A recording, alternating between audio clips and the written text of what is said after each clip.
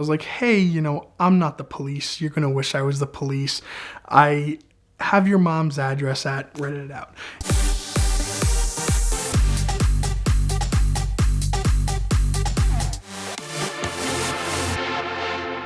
So my friend calls me, and he was the manager, I think, of this dealership at the time. And he says one of his salespeople gave this young kid both keys to a Maserati Ghibli to go on a test drive.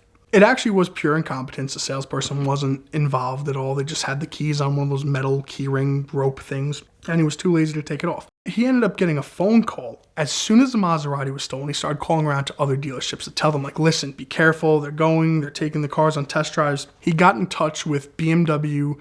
It might have been BMW of Smithtown. It turns out the kid had actually went in, and I think it was a 4 Series. He test drove a 4 Series, totaled it on the test drive, left it right there on the highway, ran away straight to the dealer with the Maserati, like fresh out of the accident, and took the keys to the Maserati and left because he was supposed to deliver the 4 Series to whatever. The kid was from Kentucky. Not that anyone from Kentucky's dumb, but the kid himself was dumb as a doornail. He gave his actual phone number to the BMW dealership when he stole the 4 Series. So that wasn't hard at all. Or actually, you know what? I think he changed the last digit, and it wasn't that hard to find him. Because, if you type in a license plate number or something on Google, it'll show you like an Instagram with that car as long as the license plate number is visible. So if I type in my Bentley's license plate, it'll bring up my Instagram with the Bentley on it. I typed in the first 8 out of 9 digits of this phone number, and it very quickly linked me right back to a Ford Focus ST with "we do mobile detailing" with the phone number and it was the same kid. It was scrawny, short, country kid who we put 2 and 2 together. So I called him, I left him a message. I did a little more research on the kid, and I found his family names, addresses, things that you wouldn't believe are public, but are public. Anybody who even had a similar last name and had like Facebook friends, like we were driving past their addresses locally to see if we could see the Maserati. So we spent a good several hours trying to find it before just finding this kid's Facebook and actually calling him. We're sitting there in a dealership's car at like 9:30 at night trying to find this car. Of course, he doesn't answer a local 516 number because he just stole a car from 516. I left a message that was definitely a message that if you just stole a car, you would call that number back. Because I was like, hey, I'm not the police. You're going to wish I was the police. I have your mom's address at, read it out. If you don't want me to come pay Bertha a visit right now, and if you don't want me to go show reading out his like nephew's names, like if you don't want me to go show those kids a good time, like I think you should return this Maserati. Calls me back maybe 15 seconds after I hang up. I mean, he probably heard the first part with his mom's everything and he knew it was over. So this kid calls me on the phone, and it was your average country kid. Like, he didn't have a record. He had nothing crazy. Just your average, like, hey, we do mobile detailing, drives a Ford Focus type kid. So because he called me back, and he knew clearly I wasn't the cops, because cops don't make those threats, he started going through a whole, like, Vice News style interview with me. I was like, so why are you here? Like, what connections do you have? Why did you come to Long Island from Kentucky to steal cars? Like, well, I knew this one friend of a friend, and he starts telling me how there's a syndicate out there that's paying $500 a car, drop the car somewhere with the keys in it, and they send another person to come pick it up. I get all this information out of this kid, and I was like, now listen, I'm not looking to get you in trouble. You sound like a half-decent person. You took my phone call. We just want the Maserati back so he doesn't get in trouble. So he's like, all right, just let me run a few more errands with it, and I'll have it back to you in 2 hours. I was like, that's great. Like, where are you going to leave it? So I was like, we'll figure that out as the time comes. So we're literally at the dealership, and it's like 11:30 at this point, just waiting for this kid to call us. And you can't make this up. I mean, it's Suffolk County, New York. There's cops every 3 seconds there.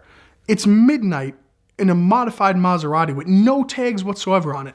And you just hear, wow, and the guys like fly by us at 60 miles an hour in the Maserati in like a 30 residential street. And I just called him. I was like, hey, you just passed us. Like, he's like, yeah, I'm going to the drop-off location. I got one more stop to make. I'll go to the drop-off location. So we see it pull behind an Ashley Furniture home store. And, like, this kid just, like, run away. And we're like, all right, we're going to give him some time.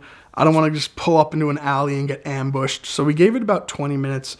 And we went back there and the Maserati was sitting there, keys in the cup holder and everything. It was actually, he like detailed it. It was cleaner than how it had left. He washed the exterior.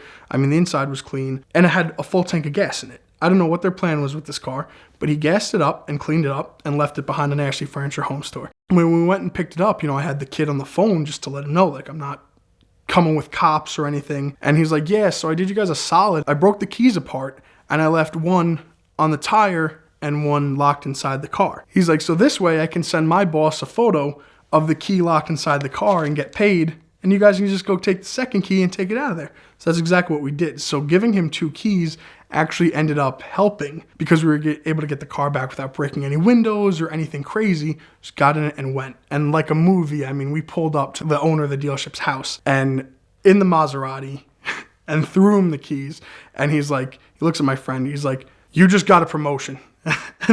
We went home happy as hell. I still have the recordings of the full phone conversation of the ins and outs of the operation. It was really some insight I never thought I'd get, and the kid was cool enough to talk to me about it. Should I have probably went to the cops? Yes, but I mean, I think I scared him enough to where if he thinks just running into a dealership and grabbing a random car is untraceable, even if he's not smart enough to leave his phone number this time, he never stole another car from that section of dealerships as far as I know. That was the end of it. This month of VINwiki content is brought to you by Bridgestone, and the most exciting news out of Bridgestone is the new release of their Turanza Prestige tire. It is their flagship Grand Touring tire, targeting luxury SUVs, crossovers, and sedans, like a Mercedes S-Class or a BMW X7. And this gives you all the whisper quiet ride that you want in a high-end luxury experience, as well as the wet and dry weather performance that we love from Bridgestone. And you'll get some of the greatest longevity they've ever had on street tires, 70,000 mile limited warranty. So we love Bridgestone for their sports car and supercar tires in the Potenza range. Of course, the Dueler AT Ascent that I've got on my Porsche Cayenne, I absolutely love. But whatever you're looking to find tires for, Bridgestone has something great. So check them out now at the link in the description below to learn more about the Bridgestone family of tires.